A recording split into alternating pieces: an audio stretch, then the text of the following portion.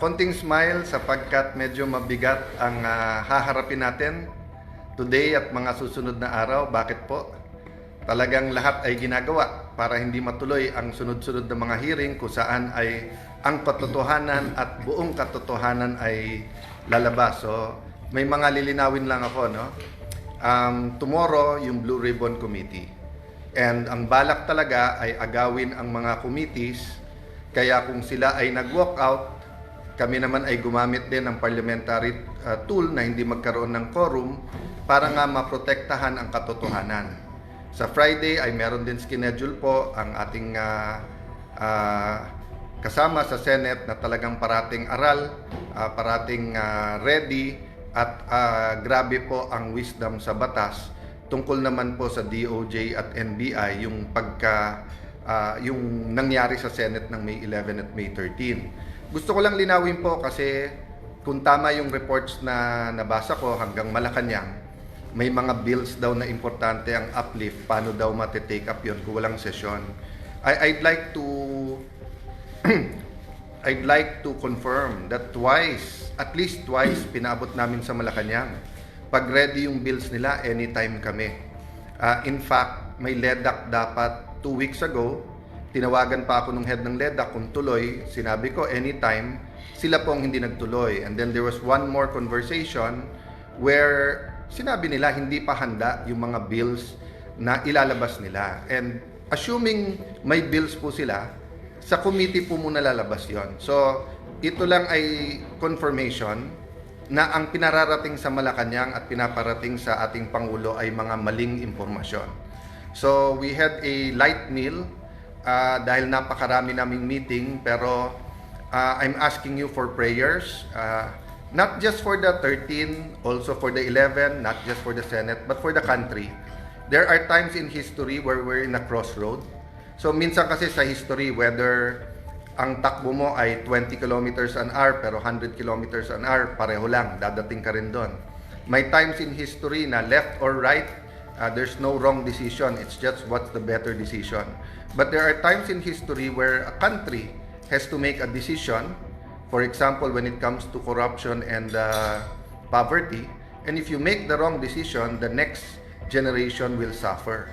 So it starts with your personal decision, then it becomes a group's personal decision, katulad ng grupo ng 13, then it becomes an institutional, a community decision, then it becomes the decision of a nation. So as of yesterday, di ba, ang hinihingi pa lang naman namin, give the truth a chance. So ngayon, we're asking everyone to pray that matuloy yung mga hearings, no? I'm not saying that every single witness will tell the truth. What I've been consistent with since 2007 nung chairman ako ng Blue Ribbon Committee was that that platform allows us for anyone to testify at makikita po natin yung testimony nung magta-testify. Nagtataka lang ako, bakit umiba ngayon na ilan buwan walang hearing kung kailan may mga bagong revelasyon at medyo mabibigat na yung mga witnesses na nagiging available. Anytime po, may malalaking witnesses din or mayroon din po mga pwedeng biglang magsabi ng totoo, no? So of course, the man of the hour tomorrow, Senator Dante Marcoleta. Sir, magandang tanghali. Kumusta po kayong lahat, mga kababayan? Ito po, nag-uusap-usap po kami para sa araw ng bukas. Ang gusto lamang namin ay ang inyong total support. Wag po kayong kukurap. Baka ito na po ang pinakahuling pagkakataon na ang katotohanan, ang katwiran ay mananaig. Kagaya po na sinabi ni SP Alan, lahat po ay gagawin nila para patuloy na pagtakpan ang isang issue na kayong lahat ay may kinalaman sapagkat pera po ninyo ang ninakaw nila. Kaya sinabi ko po, huwag kayong kukurap. Ang gagawin namin bukas will define the direction of this country kung saan tayo papunta. Salamat po sa inyong lahat at sa inyong suporta. So, thank you very much, Kuya Dante. So, ulitin ko lang po ha. Kaya pinapaswear, di ba? To tell the truth, the whole truth, and nothing but the truth. Kasi may half-truth, may tinatago na truth, mayroon pong lies, no? Series of hearings to. Pag naumpisahan po natin bukas, nandyan na yung momentum. Inuulit ko po ha, pag may 13, automatic, hindi ko kailangang mag-resign. Sa inyo na. In fact, tinitingnan ko lang, day by day, week by week lang, na matuloy lang itong mga hearing at maumpisahan lang. Baka naman yun lang ang trabaho ko. I'd be more than content to go. The day that God uses people to tell me na meron na kaming napili to lead us. In fact, sinabi ko na rin sa 12, gawin yung kandidato ang bawat isa sa atin dito. Sino po ang gusto ding maglingkod sa ating bansa. But my mission right now is for the truth to come out.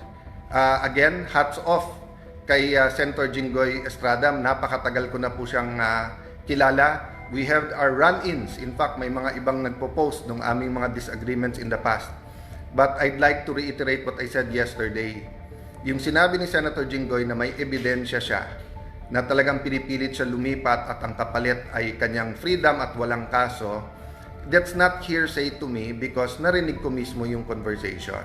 And palakas ng palakas yan, yung threat na yan sa iba pa naming mga kasama. So, dun sa 11, maybe some of them have a reason na mag-ingay, lumaban, i-discredit yung Blue Ribbon kasi especially pagdating dun sa 18 Marines, nabanggit din ang pangalan nila, allegedly nahatiran din ng malay-maleta. Having said that, dun naman sa inyo na mga tinatakot lang kasi I know at least one member na tinakot siya. Kasama na namin siya eh. Actually, nung araw, mas bilib ako sa kanya kaso kay Jinggoy. At sinabi nga niya na sama na, siya pa nga nagko-complain. Pero ngayon, nagsasalita pa laban sa amin. But at the right time, no, we'll talk about that. My point is, we will stay strong, but please pray for us kasi may individual circumstances ang bawat isa and marami kaming hindi kontrolado. Diba? And yung pagdating ng mga witnesses. By the way, gusto ko lang malaman nyo, we also invited the Office of the Ombudsman, the DPWH and the DBM or the representatives kasi we'll do this very orderly. We'll find out nasaan na ba investigasyon nila, ilan na ba talaga ang ghost at hindi, magkano ba talaga ang involved dito. So ang daming impormasyon na kailangan maging malinaw sa atin lahat. So magandang tanghali po, please pray for our meetings today and ulitin ko po we're not praying that God be on our side. We're praying that we be on God's side.